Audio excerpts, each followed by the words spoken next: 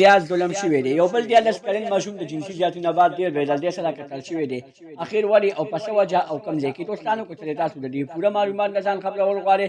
اوسه پورې زموږ په دې چینل کې څوک نوي وي نو زموږ د چینل مخه سبسکرایب کړئ تر نشان څخه مخه ووهئ چې زموږ هر یوه نوي ویډیو تاسو ته په اسانۍ سره میلاویږي دا واقعه د پېښور په علاقه ملدان کې رامخې ته شوې ده چې یو 14 کلن ماشوم ډېر بېدردۍ سره قتل شوی دی چې کله د هغه DNA ټسټ وشو نو په DNA ټسټ کې دا ثابته شوه چې د سره اول جنسي زیاتۍ شوی دی او بیا ډېر بېدردۍ سره قتل کړی دی دوستانو دا واقعه چې څنګه رامخې ته شوه پولیسو پرې خپل تفتیش شروع کړو همدغه رنګې پولیسو هغه قاتلان ته ورسېدل کوم چې د دوی اصلي قاتلانو هغه قاتلان چې کله ګرفتار شول نو هغه قاتلانو ټول حقیقت ښکاره کړو چې مونږ د هلک ولې قتل کړو دوستانو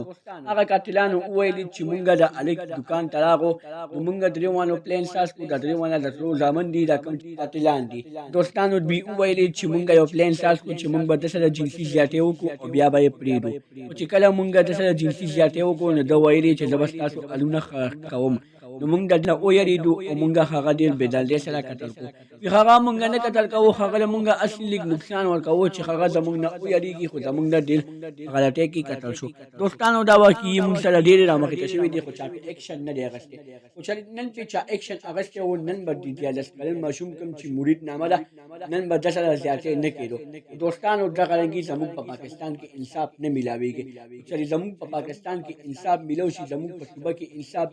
داسې به یو کس هم نه قتل کېدو ډېرې حادثې مخې ته راغلې چې اول جنسي زیاتۍ وکړي بیا قتل وشي خو هغه قاتلان ګرفتار شي خو هغه قاتلان های کورټ په سپریم کورټ کې ورته سزا نه شنو کېږي دوستانو کو چلته هغوی ته سزا و نو هغوی به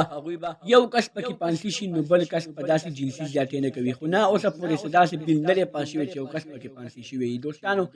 زموږ دا ویډیو خوښ شوي وي زموږ د چینل مخه سبسکرایب کړئ تر نشان څخه مخه ووهئ چې زموږ هر یوه نوې ویډیو تاسو ته په اسانۍ سره میلاویږي